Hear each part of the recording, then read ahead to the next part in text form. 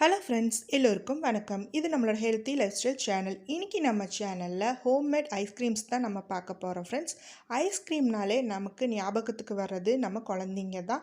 எந்த குழந்தைங்களுக்கு தான் ஐஸ்கிரீம் பிடிக்காது சொல்லுங்கள். ஸோ நம்ம குழந்தைங்களுக்கு வீட்டிலையே ரொம்ப ஹெல்த்தியாகவும் ஹைஜீனிக்காகவும் நம்ம எப்படி ஐஸ்கிரீம்ஸ் பண்ணி கொடுக்கலான்ட்டு நம்ம இந்த வீடியோவில் பார்க்கலாம். நிறைய டிஃப்ரெண்ட் டைப்ஸ் ஆஃப் ஐஸ்கிரீம்ஸ் நான் பண்ணியிருக்கேன். ஸோ ஸ்கிப் பண்ணாமல் வீடியோ ஃபுல்லாக பாருங்கள். சில குழந்தைங்கள பார்த்தீங்கன்னா ஃப்ரூட்ஸ் எல்லாம் சாப்பிடவே மாட்டாங்க. சரி ஜூஸாவது போட்டு கொடுக்கலான்னா அதையும் குடிக்கவே மாட்டாங்க, வேஸ்ட் பண்ணுவாங்க. ஸோ அந்த மாதிரி இருக்கிற குழந்தைங்களுக்கு இந்த மாதிரி நீங்கள் ஐஸ்கிரீம் செஞ்சு கொடுத்தீங்கன்னா கண்டிப்பாக அவங்க சாப்பிட்ருவாங்க. ஸோ ஃப்ரூட்ஸோட ஹெல்த்தும் அவங்களுக்கு கிடைச்சிரும்.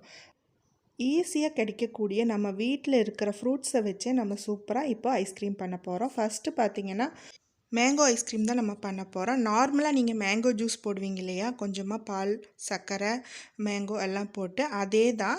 அதை நீங்கள் கொஞ்சம் நல்லா சாலிடாக அரைச்சிக்கோங்க. ஜூஸுக்குன்னா நம்ம தண்ணி மாதிரி அரைப்போம். இது நம்ம கொஞ்சம் ஸ்மூத்தி மாதிரி கெட்டியாக அரைச்சிக்கலாம் மேங்கோவை. ஸோ அதை இந்த மாதிரி சின்ன டம்ளர் இருக்கும் இல்லையா, அதில் நான் இதை ஊற்றிக்கிறேன். இதில் 3/4 டம்ளருக்கு நீங்கள் ஊற்றிக்கோங்க. உங்கள்கிட்ட ஐஸ்கிரீம் மோல்டு இருந்தால் நீங்கள் அதை கூட யூஸ் பண்ணிக்கலாம். இன்னும் ஹெல்த்தியராக நீங்கள் ஒயிட் சுகருக்கு பதிலாக ஹனியோ இல்லை கரும்பு சக்கரை கூட நீங்கள் சேர்த்து உங்கள் குழந்தைங்களுக்கு கொடுக்கலாம். இன்னும் கூட அது ரொம்ப ஹெல்த்து. இந்த மாதிரி ஸ்டிக்ஸ் இருக்கும் இல்லையா நம்ம வீட்டில், ஐஸ்கிரீம் ஸ்டிக்ஸு, இதை நான் சென்டராக ப்ளேஸ் பண்ணிக்கிறேன்.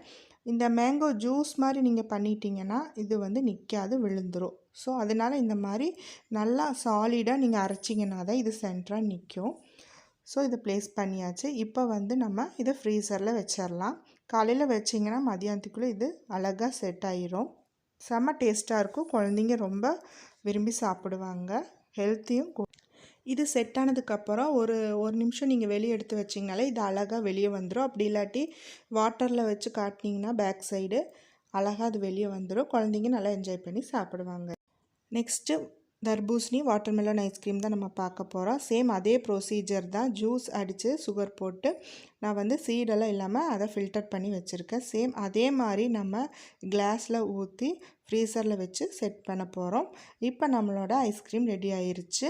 உங்களுக்கு ஒரு டவுட் வரலாம், இது லிக்யூடாக இருக்கும், எப்படி அந்த ஸ்டிக்கு நிற்கும் அப்படின்னு உங்களுக்கு டவுட் இருக்கலாம். அதுக்கு நான் ஒரு ஐடியா சொல்கிறேன் பாருங்கள். ஃபஸ்ட்டு ஒரு 1/2 hour நீங்கள் ஃப்ரீசரில் வச்சுருங்க.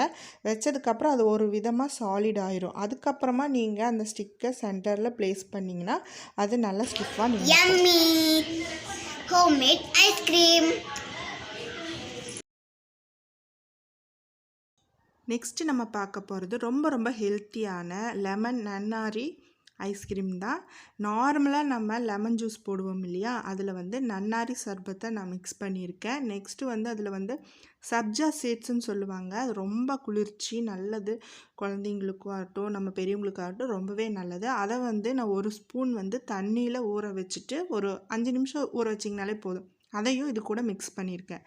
சேம் நம்ம இப்போ ஜூஸ் மாதிரி இதை போட்டு வச்சுருக்கோம். நெக்ஸ்ட் அதே ப்ரொசீஜர் நம்ம கிளாஸில் ஊற்றி இதை ஃப்ரீஸ் பண்ண போகிறோம். ரொம்பவே டேஸ்ட்டாக இருக்கும்.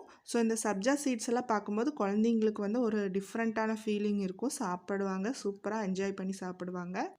ரொம்பவே சிம்பிளாக செஞ்சிடலாம். ரொம்ப ஹெல்த்தியும் கூட. நீங்களும் ட்ரை பண்ணி பாருங்கள். இந்த சம்மருக்கு என்னோடய குழந்தைங்களுக்கு டெய்லி இந்த மாதிரி ஒன்றா நான் செஞ்சு கொடுத்தேன். ரொம்பவே என்ஜாய் பண்ணி சாப்பிட்டாங்க.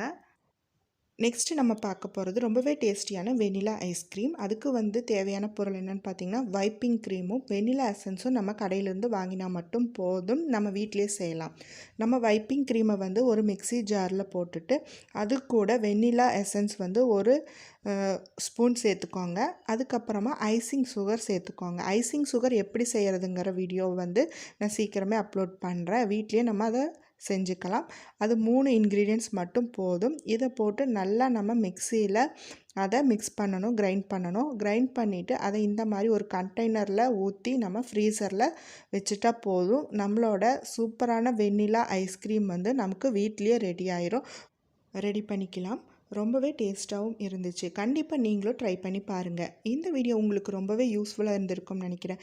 இந்த வீடியோ பிடிச்சிருந்தால் லைக் பண்ணுங்கள், ஷேர் பண்ணுங்கள், மறக்காமல் நம்ம சேனலை சப்ஸ்கிரைப் பண்ணுங்கள். பக்கத்துலேயே பெல் பட்டன் இருக்கும், அதை கிளிக் பண்ணி ஆல் கொடுங்க.